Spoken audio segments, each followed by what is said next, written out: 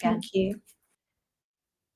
So our next fantastic speaker, who's going to be talking to us practical behaviour change for more sustainable travel, is Rob Moore from Behaviour Change. So Behaviour Change is a not-for-profit organisation that creates social and environmental change with big ideas grounded in behavioural science.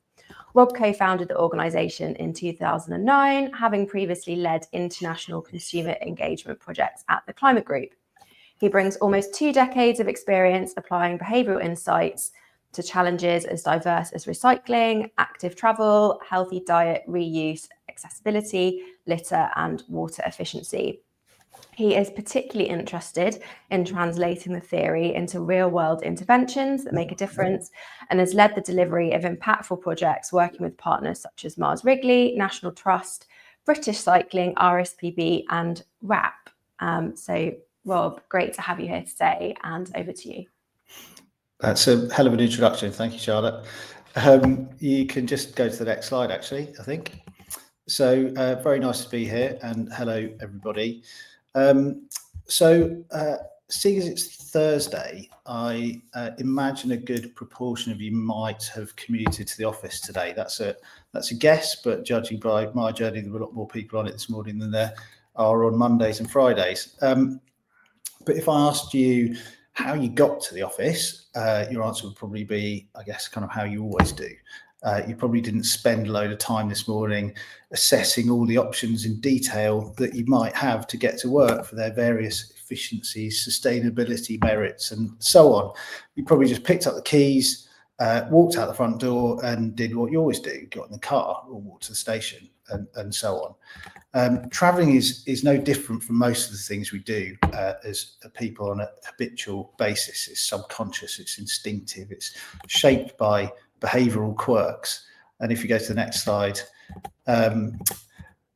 take this example as one example of that. So I travelled by tube this morning. I live in London, work in the centre of town. And as many of you who've used it will know, it's a bit of a scrum normally on the platform, particularly at rush hour, apart from here at Canary Wharf, where this unique little social norm has somehow established itself, where people very politely queue while they're waiting for the doors. And it only happens here. It doesn't really happen anywhere else. And it's just quite an interesting thing that some people who are interested in behaviour have noticed. And maybe people who work in the city are just extra polite. I don't know. Next slide, please. The point is, as humans, we go through life feeling like active agents in control of our every decision. But actually, that's a bit of an illusion. In reality, most of those decisions don't happen within our conscious control. We're intuitive, we're inconsistent, we often do things that are against our own interests, or indeed those of society. And I'm sure you can think of kind of some personal examples or some wider examples quite readily. Next slide, please.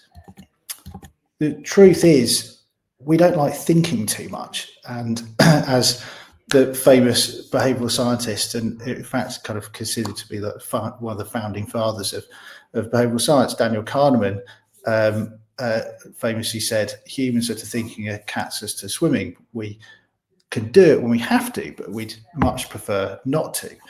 And the reason we don't like thinking is we're constantly bombarded with information and choice in life.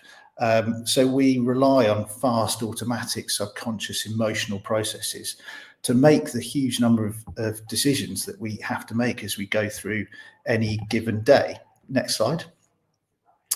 But the problem is, as practitioners, we're often prone to forget this kind of fundamental of human behaviour when we're designing solutions or policies or interventions. And it means we tend to overestimate the importance of things like knowledge or attitudes or intentions in driving behaviour. So just knowing something, having the right information, doesn't mean you're going to do it. You know, I'm sure you all know that you should eat 5 fruit and veg a day, but do you do it? I'm sure some of you managed it yesterday, but lots of you probably didn't and don't on a regular basis. In fact, only 30% of people manage to do it on a regular basis. Having the right attitude to something doesn't mean that a behaviour is necessarily going to follow. People overwhelmingly have very positive attitudes towards towards taking action on climate change, but in their daily lives, that doesn't mean they actually do it. And even intending to do something doesn't mean that you're actually going to do it. You know, we may all set quite good intentions as New Year's resolutions. It doesn't mean we always follow through with them. I mean, take this example of these two gentlemen in the top photo on Shaftesbury Avenue near our office. You know, they probably know that walking, you know, you're not meant to walk across the road on a red light. If asked in a survey, they probably have a very strong view that that's not the right thing to do, and maybe even, you know, would intend not to do it. But there they are walking across the road, no problem with the traffic going. If you go to the next slide, you'll see these two ladies then followed them, kind of just assuming that that's the right thing to do because those two guys had already done it, even though the bus was hurtling towards them at not a very great speed. But you know, it kind of just shows you know, that those elements of knowledge, intention, action, and attitudes don't necessarily come together in terms of actual behaviour. Next slide. So taking all this into account, as this other famous behavioural scientist once said, do or do not, there is no try. If we want to change people's behaviour, it's their behaviour we have to focus on. So not what they know or what they feel or what they intend to do. We need to focus on what they're actually going to do. Next slide. So how do we do that? There's three quick principles that I wanted to go through to keep in mind when you're thinking about designing behavioural interventions. The first and probably most important is, as our third famous behavioural scientist, Richard Thaler, says, if you want somebody to do something, make it easy. And if you think about the swimming cat, you know, we like to avoid thinking too hard. So making something easy means removing barriers, reducing hassle or friction, which is you know, kind of lumps or bumps in the process of getting to a behaviour change. If you think about a lot of sustainable behaviours, often they're harder than the norm. So how do we make them easier? How do we reduce friction?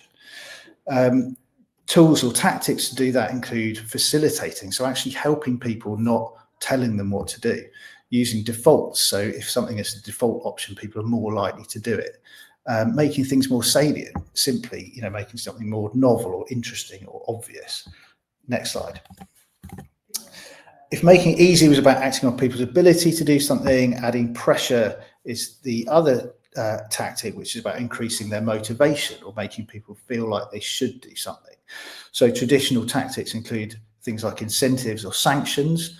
Daniel Kahneman talks about arguments, and this essentially encompasses lots of more nudge type ways of adding pressure. So things like social norms, going with the grain of positive or developing social norms.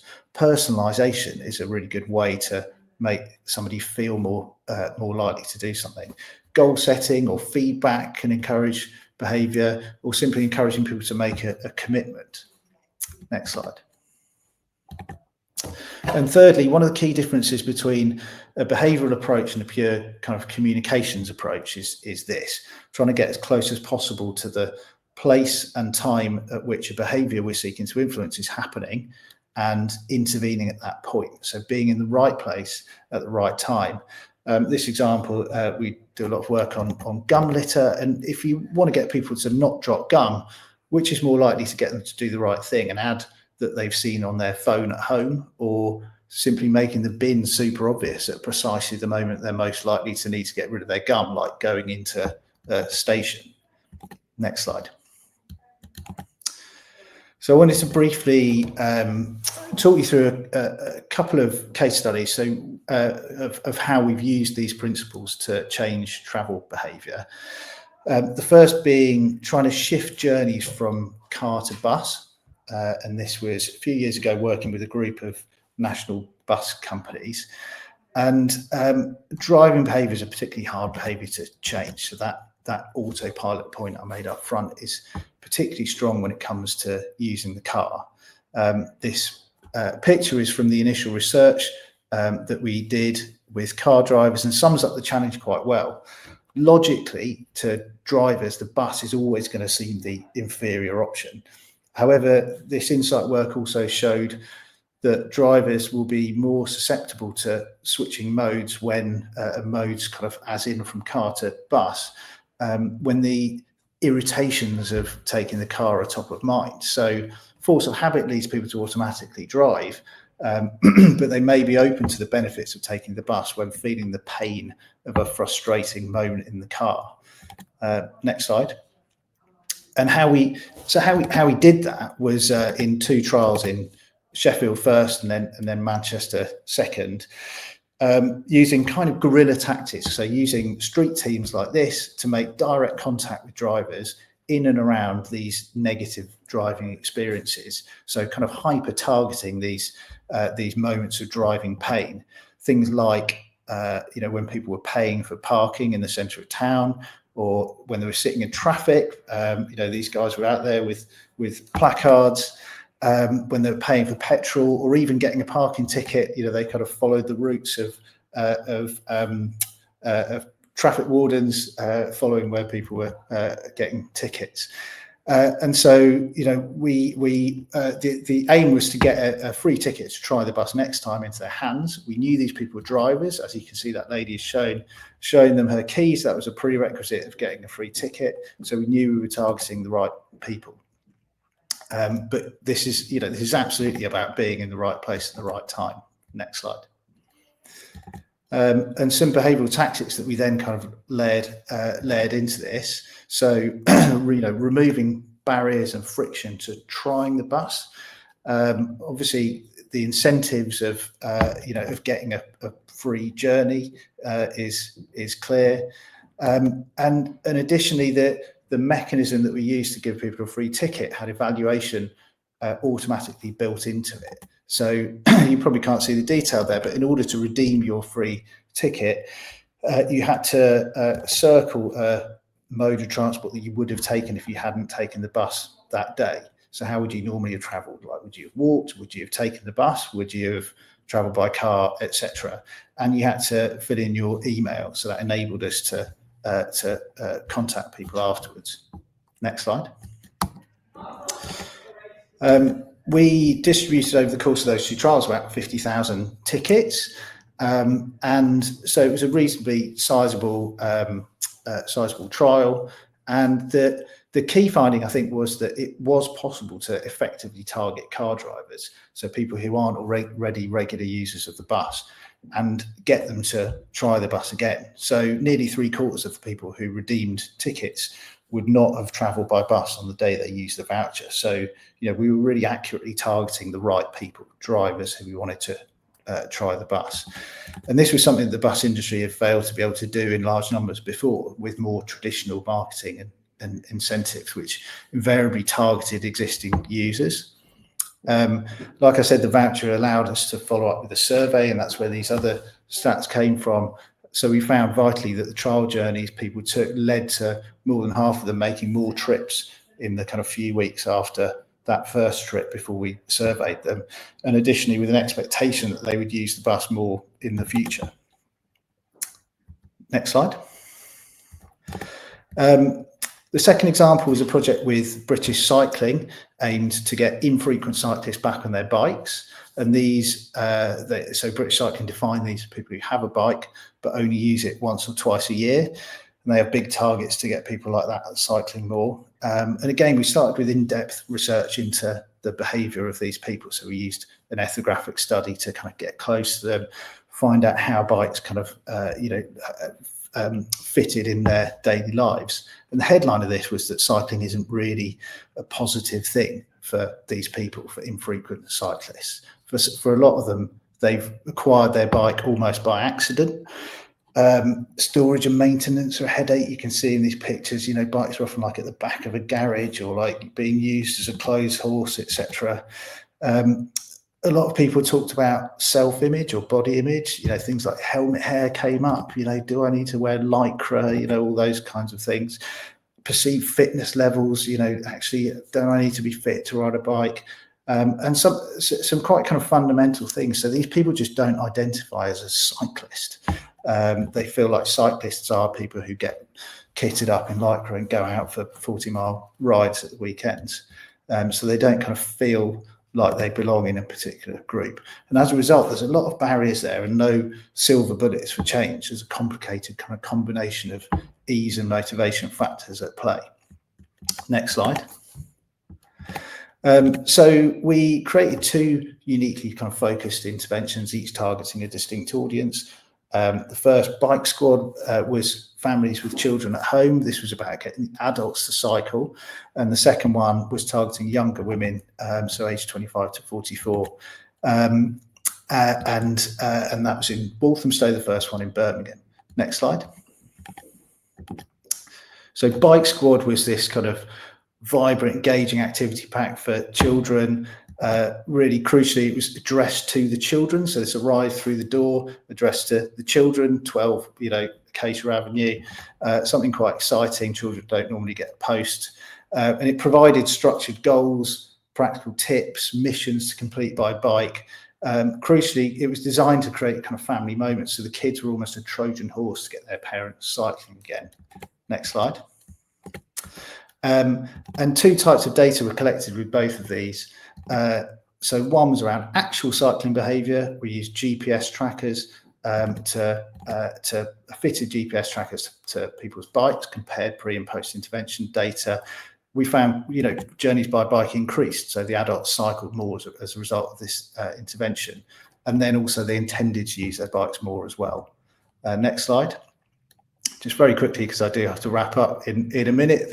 The other part of this was a super interesting intervention called Wheel Women, which was a kind of bold and humorous new movement which we created in Walthamstow. It emphasised the personal benefits of cycling. It combated the kind of perceived tribalism that that exists, that these people weren't in, and confronted some of the motivational barriers like helmet hair and fitness and so on really head on.